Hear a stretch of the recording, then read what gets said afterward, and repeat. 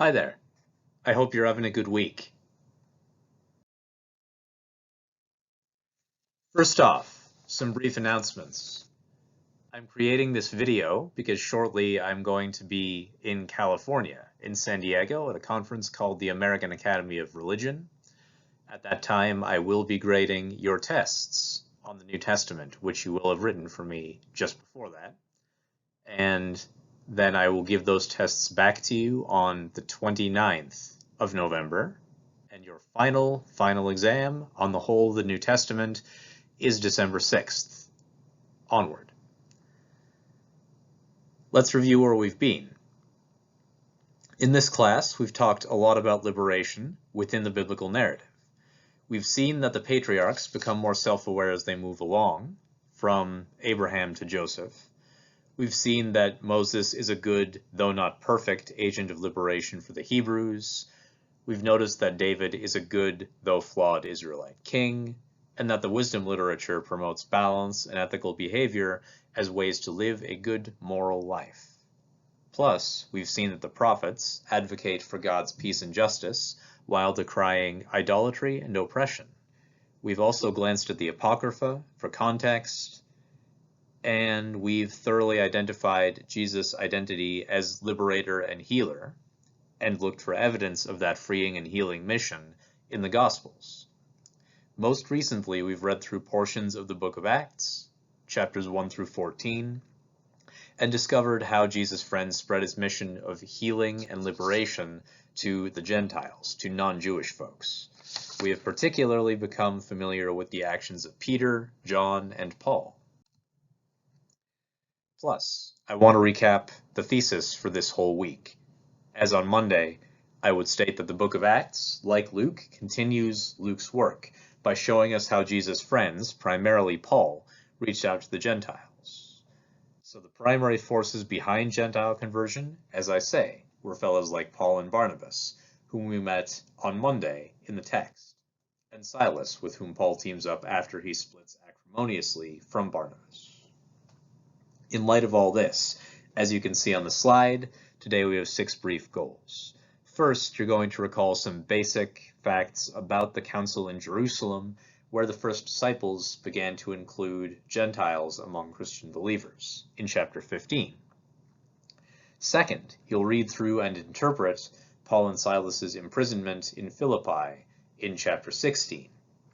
Third, you will read and analyze parts of Paul's speech to the Athenian elite in the Areopagus, a public square in Athens, in chapter 17. You'll be tested on that passage in your last exam. Fourth, you'll recall and interpret parts of Paul's travels through Corinth and Ephesus back to Jerusalem, where he'll be arrested.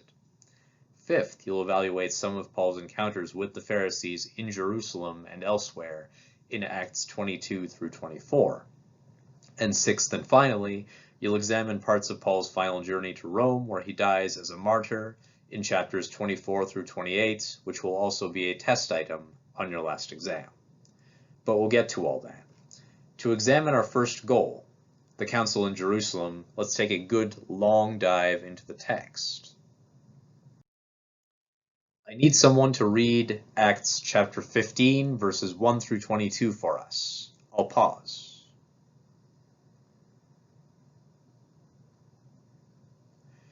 Thank you. That's really helpful.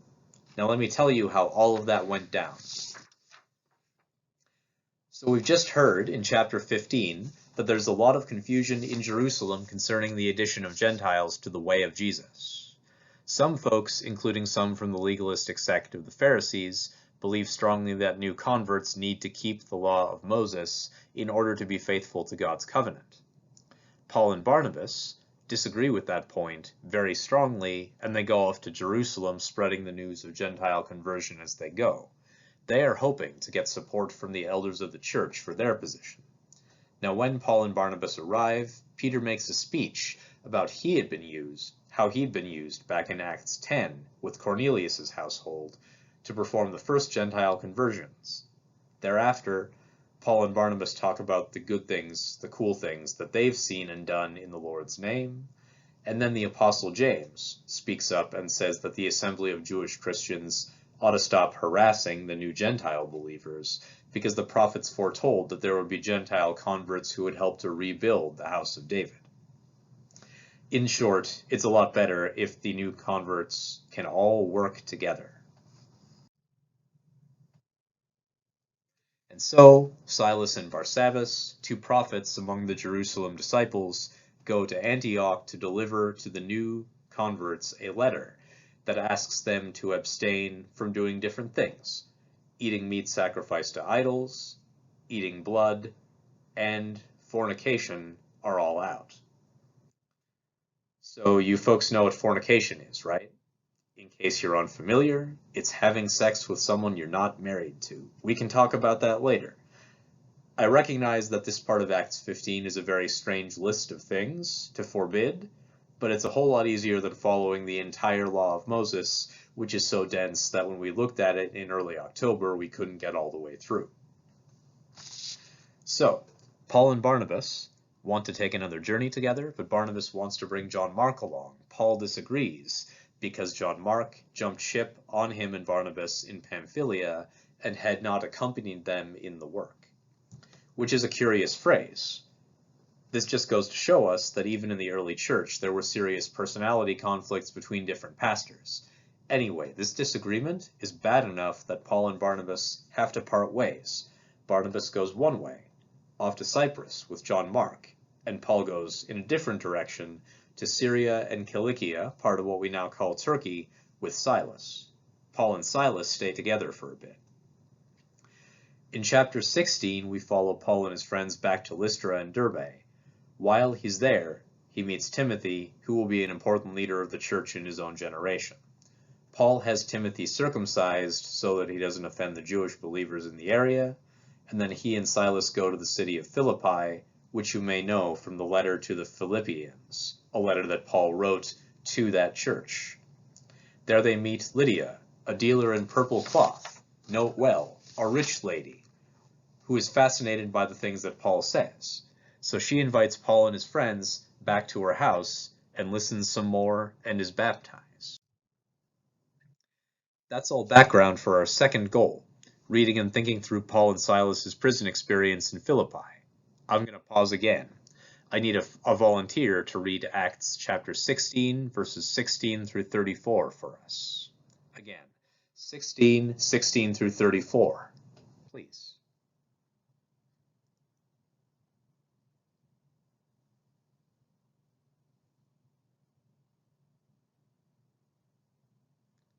Thank you. So in this portion of chapter 16, Paul and Silas are in Caesarea Philippi for a while, and they're going to a synagogue, probably near Lydia's house, when they encounter a slave girl who's possessed by a spirit that allows her to forecast the future. So Paul casts out the spirit that allows her to tell the fortunes of her people, and her owners get angry, and they throw Paul and Silas into prison.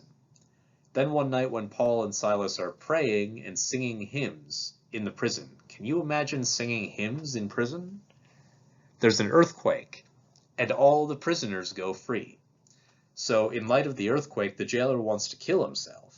He thinks he's in real trouble, but Paul calls out saying that all the prisoners are still in the prison with him.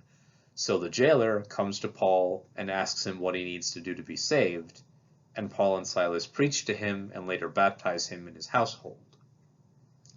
The next day, the police, the Roman officials, try to convince Paul and Silas to leave the city, but they demand an apology because they are Roman citizens placed in prison without trial. This is a huge deal, folks, because Paul is a Roman citizen. He cannot be tortured or imprisoned without cause. He has his freedom within the Roman context, which is significant. It'll come up many times later in Acts. And there's one other important thing I wanted to notice about this passage. This is actually the closest thing that I have as a Christian to a conversion experience. One of my good friends, a youth leader, explained this passage to me when I was about 14, so a bit before you folks were born, mostly. My friend told me that every person has a God-shaped hole in his or her heart. I thought about that for a while, and then on my 14th birthday, I got down on my knees and invited Jesus into my life. It was a rocky journey for a really long time, but I think it was worth it because I became the relatively calm and relaxed individual that you know so well. Now in chapter 17, Paul and Silas go on to Thessalonica, now called Thessaloniki. Paul goes to the synagogue to talk to the elders about Jesus, but they get really upset when his preaching brings a number of important women, Greeks, and others into the fold of Christianity. They attack Paul's friends, especially his friend Jason, and Paul and Silas have to leave the city. Then Paul and Silas go to Berea, where they get a much warmer reception, but some of the Jews from Thessaloniki or Thessalonica are there as well, and they make trouble for Paul. So Paul goes to Athens from Berea, and Silas and Timothy are supposed to join him there. Now, this leads us directly into our third goal in terms of Acts, reading and interpreting portions of Paul's speech to the Areopagus in Athens. I'm going to pause. I need a volunteer to read Acts 17:22 through 34 for us.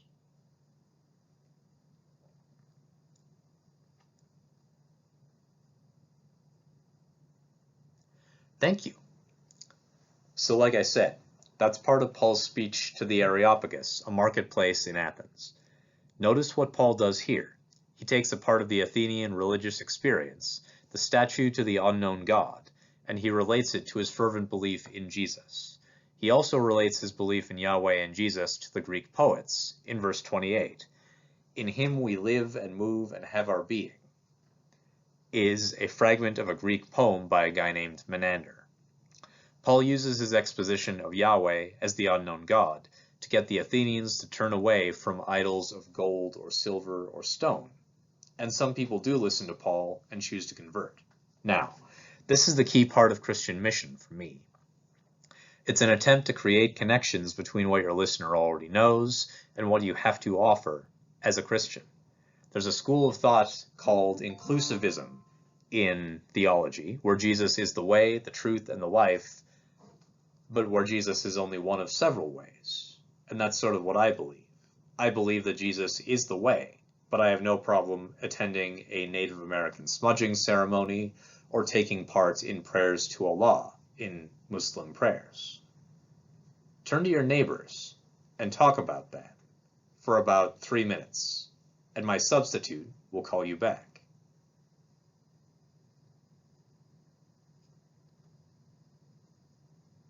Great, thank you. I wish I could hear your insights. That's enough for now. Take a 5-minute break and come back to help my colleague interpret the last 10 chapters of Acts.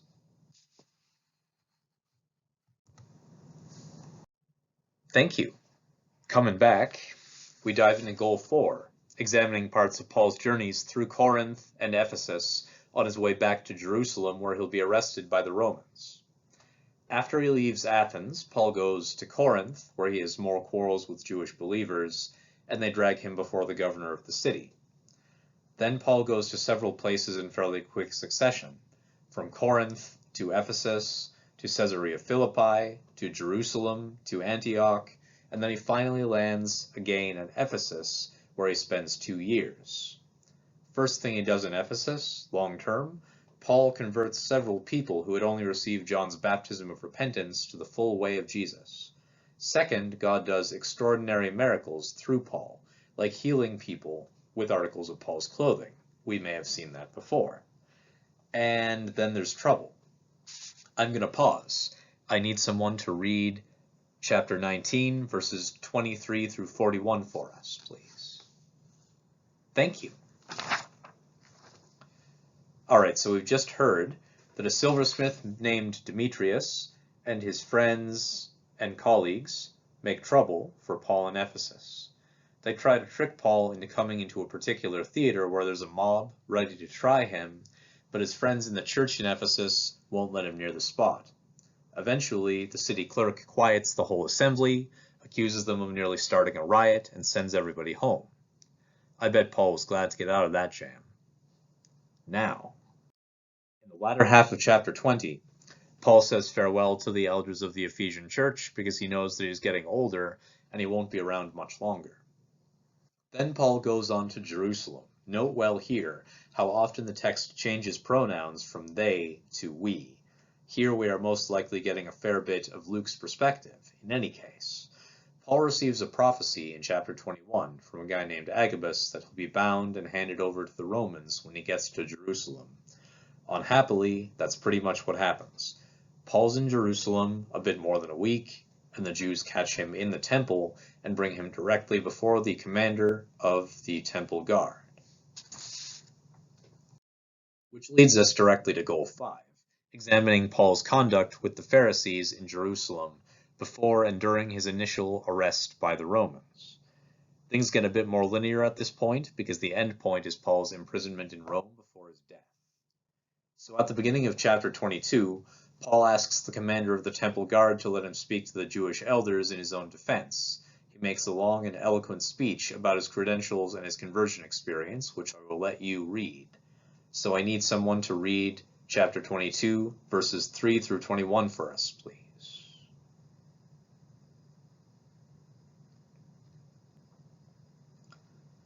Thank you. Please notice a few things about Paul's speech. He repeats almost verbatim what happened to him on the Damascus Road years before, but then he adds some details we've never heard before. We did not know beforehand, for instance, that Paul received his instructions to preach to Gentiles when he was in a trance, because we first see him with Barnabas preaching to Gentiles near Antioch back at the beginning of chapter 13. It is fascinating to hear Paul's own words about the experience because he offers us more detail than Luke does in the same account. Then Paul reiterates his big claim for this part of Acts. He's a Roman citizen, so the temple guards and officials can't just do whatever they want with him. The Jewish leaders are making an enormous fuss over Paul's belief in Jesus, and Paul asks the commander of the guard if it's legal for him to flog a Roman citizen who hasn't even been found guilty yet. So the commander gets anxious about beating a citizen and lets Paul go. The next day, the commander brings Paul back to speak to the Sanhedrin again, and Paul exploits the divisions between the Pharisees and Sadducees. Now the Pharisees believe in the resurrection from the dead, and Paul is a Pharisee. By contrast, the Sadducees don't believe in the resurrection, so they'll argue against Paul, and so Paul stirs up trouble, and the commander brings him back into the barracks. Finally, as you can see on the slide, some of the Jewish elders conspire together to kill Paul and lie in wait to ambush him. They've even fasted, promising to eat or drink nothing until they've killed Paul. Paul's nephew hears about the plot and tells him. In turn, Paul tells the young man to tell the commander, which happens, and the commander of the guard gives Paul an enormous security detail, including 200 spearmen, 70 horsemen, and 200 infantry to get him to Philippi. The captain of the guard even writes Paul a letter to Felix, the governor of the province, in order to guarantee Paul's protection. And now goal 6, the winding down to Paul's imprisonment in Rome. In chapter 24, Paul goes to see Felix, the governor of Judea. The Jewish leaders follow him in order to present their case against Paul. Paul defends himself eloquently and at length in response, basically saying, hey guys, I was ritually pure when I was in Jerusalem most recently and I wasn't causing a disturbance, so why are you folks harassing me? Felix hears Paul out a bit, but gets frightened when Paul starts talking about righteousness and the future judgment. That said, he still keeps talking to Paul, hoping that Paul will offer him a bribe to get out of prison. After 2 years, an official named Porcius Festus replaces Felix, and Festus orders a new trial for Paul in chapter 25. The Jewish leaders, who come down from Jerusalem to persecute Paul, cannot prove any charges against him, which may remind us of Jesus. And Festus asks Paul if he wants to go to Jerusalem to dispute their claims. Now, as a Roman citizen, Paul can take the bold step of appealing to Caesar, which he does. Let me read it to you. Paul answered, I am now standing before Caesar's court, where I ought to be tried. I have done no wrong to the Jews, as you yourself know very well. If, however, I am guilty of doing anything deserving death, I do not refuse to die. But if these charges, brought against me by these Jews, are not true, no one has the right to hand me over to them. I appeal to Caesar." After that, Festus had conferred with his council, and he declared, "You have appealed to Caesar, and to Caesar you will go." So Paul is asking the emperor to hear his case, which is a slightly better idea for him getting a fair trial. Before that happens, Festus uses Paul as a spectacle in a private show for King Agrippa and his wife Bernice. Agrippa and Bernice hear Paul's testimony, including his account of the conversion experience on the Damascus road. Then Festus shouts at Paul, calling him insane, and Festus and Agrippa agree that Paul hasn't done anything deserving death or imprisonment. And then, in Acts 27, Paul finally sets sail for Rome, where he'll stand trial before Caesar. According to the cool map on page 1936 of your study Bibles, Paul and company sail from Caesarea Philippi to Sidon and then north to Antioch. They then go westwards to Myra, take some breathing space at Crete, and proceed westwards to Malta, then to Syracuse and up the coast. All that may sound simple, but it isn't exactly, because they lose time sailing from Myra to Crete, and then get caught in a huge storm. I need someone to read for us chapter 27, verses 13 through 21. Again, on the bottom of the screen, chapter 27, verses 13 through 21. Thank you. That is helpful. So, Paul makes a huge speech where he retells his encounter with an angel who encourages him not to be afraid, just after what we just heard. And then Paul encourages the others on board not to be afraid. 2 weeks later, they're still stuck in the storm. The sailors try to escape in the lifeboat, but Paul convinces them not to, and he convinces everyone to eat something, so all 280 people on board the ship break bread and throw some cargo overboard to lighten their load. Eventually, the ship runs aground on a sandbar. The centurion keeps the soldiers from killing all the prisoners, and Paul and company find themselves on Malta, a short ways from Sicily. Once on Malta, Paul is bitten by a snake, but he doesn't die. There he performs a number of healings. Thus the islanders honor Paul and his friends and give them some supplies. And after about 3 months, they set sail for Rome, where a number of other Christians greet them. Paul then preaches in Rome, where he's under guard, using some of the words of Isaiah chapter 6, verses 9 through 10. And we are left hanging on that sort of thread. Paul gets to talk to people about Jesus in a rented house, having a single soldier to guard him for the rest of his likely very short life. That is, Paul is likely killed after his 2 years in Rome, because the leaders would not allow someone who believes in Jesus to live. Paul's belief in Jesus gets him killed by the Roman authorities and the Jewish establishment, just as Jesus' belief in his own mission gets him killed. I recognize that was very long. Our thesis recap. The book of Acts, like Luke, continues Luke's work by showing us how Jesus' friends reached out to the Gentiles and shared his message of healing and liberation. So we see Peter, James, and John doing a lot of interesting things, actions like Jesus's, in like the first 10 chapters of Acts. After that, Paul basically takes over the text, and we follow Paul's missionary journeys from Jerusalem to Antioch and all over the place. Paul's conversion on the Damascus road teaches him some humility before God and gives him a good grounding for his mission to the Gentiles. Thank you. That is all I had. I look forward to your questions after I return from California.